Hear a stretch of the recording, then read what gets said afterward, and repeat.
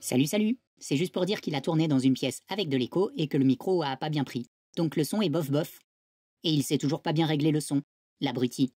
Désolé, bon visionnage.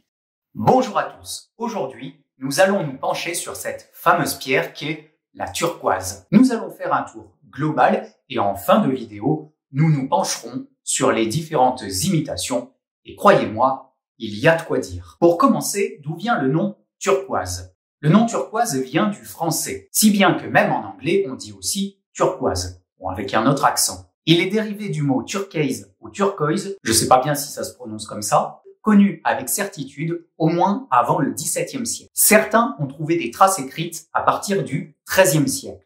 Ce nom a été donné à cette pierre car elle provenait de Turquie. Du moins, c'est ce que pensaient les hommes à l'époque. En réalité, elle provenait de Perse, donc l'Iran actuel, et transitait par la Turquie jusqu'à chez nous. Mais le nom turquoise est resté. Je sais que vous adorez ça. Voici la formule chimique de la turquoise. C'est un phosphate hydraté de cuivre et d'aluminium. Phosphate hydraté de cuivre et d'aluminium. Vous constatez qu'il y a 4 molécules d'eau dans cette formule, ce qui rend cette pierre assez fragile et peu résistante au choc thermique. Elle ne supporte pas très bien les différentiels de température. L'eau joue d'ailleurs un rôle déterminant dans la formation de la turquoise. En effet, des eaux acides vont dissoudre, ronger des roches contenant du phosphore, comme par exemple l'apatite ou l'ambligonite. Lorsque ces eaux riches en phosphate rencontrent des minerais à base de cuivre et d'aluminium, la turquoise se forme alors. On parle d'une formation peu profonde, généralement à la surface de gisements de cuivre à maximum 20 mètres de profondeur. On peut aussi retrouver de belles formations de turquoise en région aride sur des terrains contenant des roches ignées alumineuses, formées à partir de la solidification du magma et contenant de l'aluminium. Donc de roches ignées alumineuses ou bien de couches sédimentaires alumineuses. L'eau joue toujours un grand rôle même dans ces zones arides. Ce sont les eaux météoritiques qui permettent le mélange, en quelque sorte, de tous ces éléments. Alors, les eaux météoritiques, ça n'a rien à voir avec les météorites. Ce sont les précipitations, les pluies qui vont s'imprégner dans les sols et stagner en profondeur. Parlons de la cristallographie de la turquoise. La plupart du temps, quand on parle de turquoise, on a en tête les encroûtements de turquoise ou encore les nuggets de turquoise. Mais la turquoise possède bien une structure cristalline. En effet, elle est placée dans le système triclinique et possède cette forme primaire de cristallisation. Et les cristaux de turquoise, ça existe. Ça ressemble à ceci, par exemple. Souvent, ça s'observe au microscope. Mais c'est quand même vachement joli. Faisons un tour sur les provenances de la turquoise. Alors, on va pas tout faire car, en réalité, on peut en trouver un peu partout à travers le monde. Voici une carte. On va un petit peu zoomer. Vous vous rendez compte que, par exemple, il y a 265 occurrences dans l'Ouest américain, comme par exemple en Arizona ou au Nevada. La plus grosse pépite découverte aux États-Unis a été faite dans l'État de l'Arkansas, dans la mine Mona Lisa. Je vous mets d'ailleurs en description une vidéo de Crystal Collector qui est allé en chercher sur ce lieu. Alors, je vais pas m'attarder, comme je le disais, sur toutes les provenances du monde. À noter quand même que dans le commerce, on voit beaucoup de turquoise tibétaine ou turquoise chinoise. Et en vrai, quand on observe les occurrences à travers le monde, il n'y a pas non plus énormément de turquoise en Chine ou au Tibet. À noter que les plus grosses productions de turquoise sont encore et toujours en Iran, l'ancienne Perse dont on parlait au début. Par contre, il me semble sympathique de noter que, oui, il y a de la turquoise en France. Cocorico. Il existe 8 localités référencées en France, mais à mon sens, les plus belles turquoises proviennent de l'ancienne mine de Montebrasse, dans la Creuse. Et franchement, regardez ces belles turquoises, elles n'ont pas à rougir, enfin à bleuir.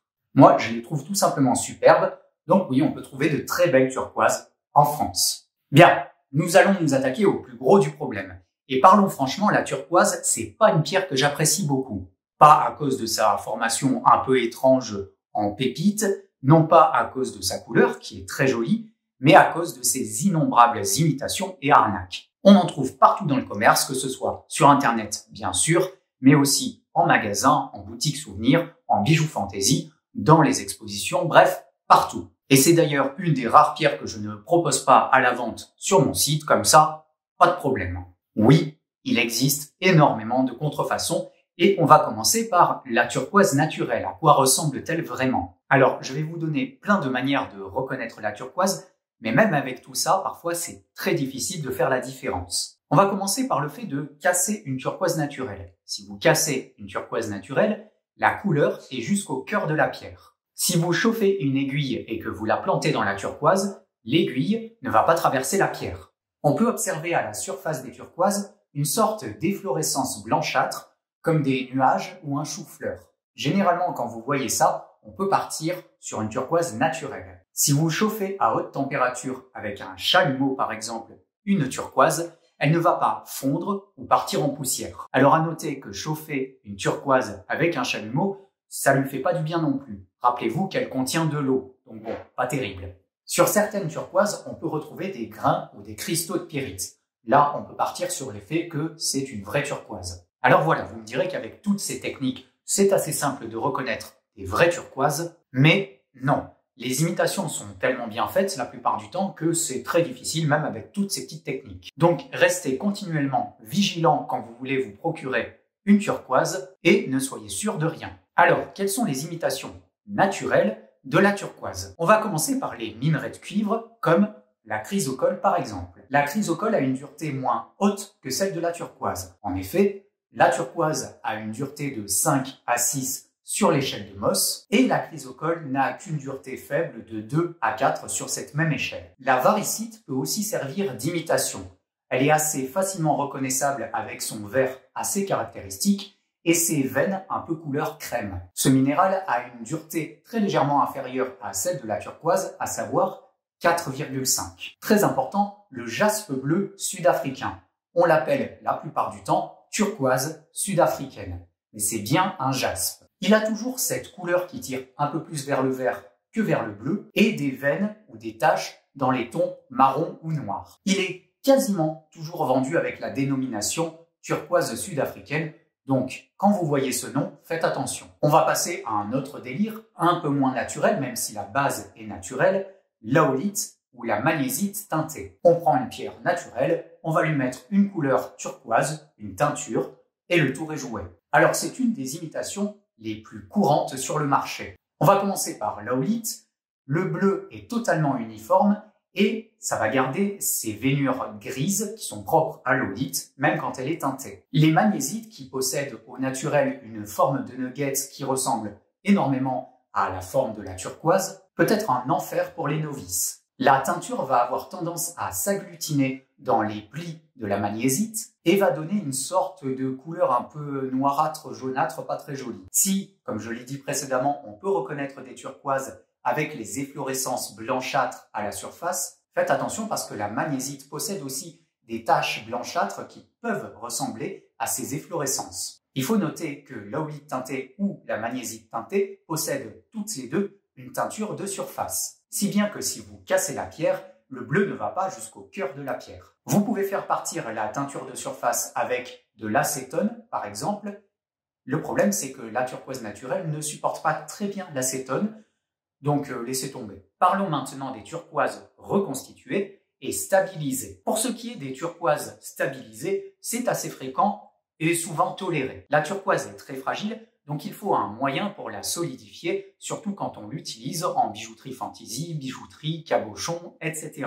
D'ailleurs, dans la vidéo de Crystal Collector, en description, vous entendrez qu'il parle directement de stabiliser ses découvertes sans se poser de questions. Bon, après, le collage et la stabilisation, les Américains, ils s'en fichent un petit peu, ils sont moins tatillons que nous sur ce sujet. Mais bon, globalement, la stabilisation, c'est admis. Par contre, la turquoise reconstituée, ça, c'est inacceptable. On prend des morceaux de turquoise ou de la poudre de turquoise naturelle, on va mettre un ensemble de colle, on mélange tout ça et hop, turquoise reconstituée. Là, admettez que c'est moyen-moyen. Alors, pour savoir si votre turquoise est reconstituée ou stabilisée, il vous suffit de chauffer une aiguille et de la planter dans votre pierre. La colle, enfin la résine utilisée pour agglomérer ou stabiliser, ne va pas très bien supporter la chauffe. Du coup, l'aiguille va légèrement s'enfoncer et la résine va faire un peu de poudre. si bien que vous aurez un trou avec de la poudre blanche autour. La turquoise naturelle, comme je l'ai dit juste avant, si vous plantez une aiguille chauffée à l'intérieur, elle ne va pas bouger. Ceci dit, la haulite teintée et la magnésie teintée non plus. Donc faites attention. Parlons maintenant d'une imitation totalement fabriquée et complètement dégueulasse, le plastique. Oui, il faut bien en parler parce qu'on en retrouve quand même pas mal dans les bijouteries fantasy. Donc là, la couleur est complètement uniforme, un bleu bien uniforme, et surtout si vous chauffez une aiguille et que vous plantez ça dans le plastique, eh bien ils fond. L'aiguille va s'enfoncer dans la pseudo-turquoise fausse dégueulasse. On peut aussi retrouver de la céramique turquoise, un peu plus vicieux que le plastique. Ce qui va mettre la puce à l'oreille, c'est que les perles, oui, ce sont souvent des perles sous toutes les formes, des rondes, des croix, des étoiles, enfin bref. Ces perles donc sont généralement très brillantes et avec des veinures en éclatement, un peu comme des éclairs ou du verre brisé. Dans les imitations stupides, on peut retrouver aussi les pâtes Fimo. Bon, là, c'est quand même très visible.